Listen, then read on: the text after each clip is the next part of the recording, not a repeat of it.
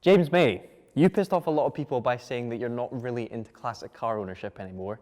I don't really like old cars. I pissed off a lot of people by sitting on one. So I've brought you this as a middle ground. This is the RBW EV Roadster, and I guess from the name, the main kicker is this thing is electric.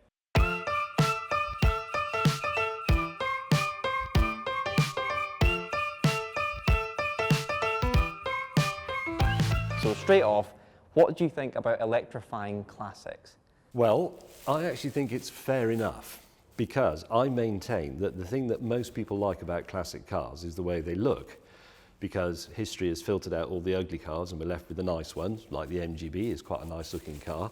So they're part of the history of art and design and people want to celebrate that, that's fine. So why not electrify them to make them more usable? I mean, a lot of people think they want a Ferrari Daytona, but that's because they haven't driven one and they don't realise that it's a complete tractor. The drive tribe people I know will say, well, it's not a proper car unless it's got a manual gearbox and no power assistance in the steering and the brakes don't work and all the rest of it. But most people don't care about that. They just want to drive around looking a bit cool. So why not? And this is not a rare car. I mean, I wouldn't do it to a 250 short wheelbase Ferrari because there's only a handful of those in the world, but there are millions of MGBs. There's loads of E-types actually. So keep one or two original for historical research purposes and then electrify the rest of them. Why not? And this isn't really retro design. This is actually old. I mean, this is a new heritage body shop, Yes. isn't it? But it's made with the old tooling. Absolutely. So it's a spare part, if you like, but it's an original spare part. So it's, I mean, I think the MGB is quite a nice looking car. I used to really like them when I was a lad, and they'd only just gone out of production then because I'm so old. I don't want an old looking car because to me it smacks of an inability to move on. How much is it? It's roughly 90 grand, starts from 90 grand. Really?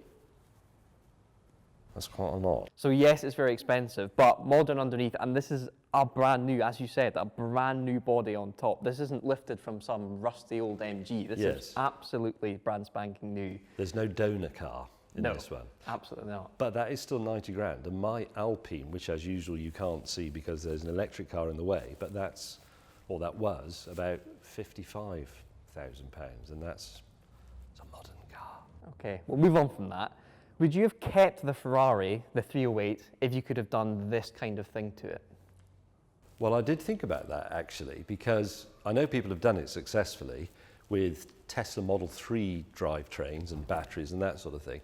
And I thought it would have been expensive, but it would have been quite amusing because the 308 is not a fast car, but with the Tesla drivetrain in it is. And you could surprise people by turning up in a 308 at the traffic lights and then completely blitzing. Yeah. Much more modern stuff. But then in the end, I just thought, well, it's still an old car and I want to move on. So no, I thought about it, but I didn't. Can I just say we've made a terrible mistake with this presentation? Yes. Because cars like this look better if the windows are down, do they not? Okay. Wow, the windows are electric. 2 buttons as well. That's fantastic. There you go, that immediately looks much better. You can hang your elbow out now like a proper 60s motorist. That's right, and have a packet of, what would it have been, Rothmans, probably, on the dashboard. You should almost glue a packet on there, you know, a fake box. Can I drive it? You can. Take it for a spin around the block. A spin? A spin around the block. That's excellent use of 1960s language there, from one so young. This is a strange mixture of ye oldie worldy, that handbrake lever, for example, and that steering wheel, which is of a sort that you could get as an option. Those are the old style handles. I do like the selector though, that's chunky. Yes, that's BMW really, isn't it? And then I think if you turn the ignition on, everything should be digital. Wow. Why does it say Continental? That would suggest that's one screen behind there. Oh yeah. So that's a speedometer, that's the state of the battery, and that's the energy-o-meter.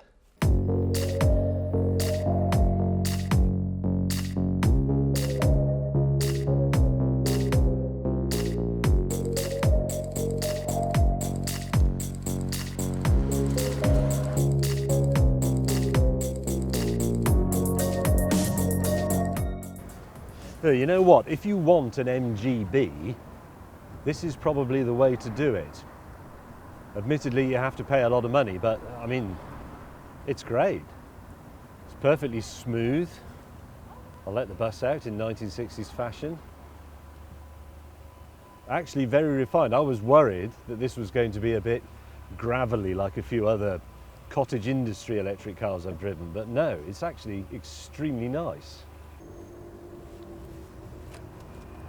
I can tell you something that's particularly nice about this is not being permanently braced for the inevitable MGB breakdown.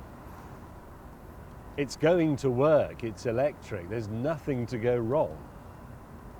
It's more reliable than a scale electric car, presumably.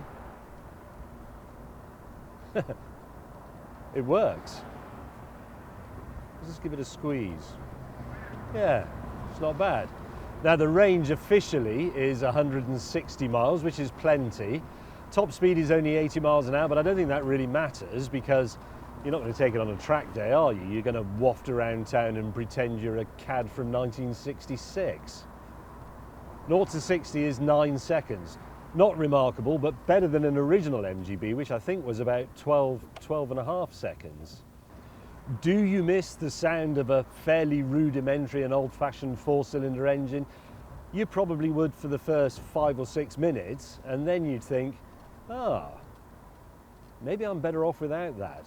I mean, I know we love to talk about how musical engines are, but they aren't. And the MGB engine in particular wasn't musical. It was just a noise. Now you can't see that in the shot, but there's a man pushing a modern Mazda that appears to have broken down, and how ironic is that? I'm in the MGB and my car's working perfectly. You might just get a glimpse of them there. There you go, pushing. Regenerative braking. It's a modern car. It's a modern car with a 1960s squeak.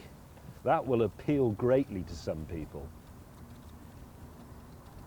This is, I should point out, in the interest of absolute fairness, this is a pre-production car. This is a prototype, so there will be a couple of niggles. I noticed one of the headlights doesn't fit perfectly yet, but you know, that sort of thing is fairly easy to sort, as is that squeaky door, I'm sure. Give me half an hour with that in the bunker and I could probably do it.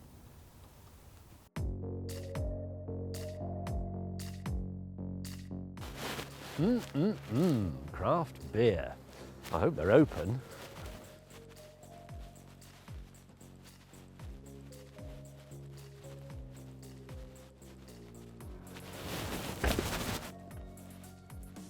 Oh, cock.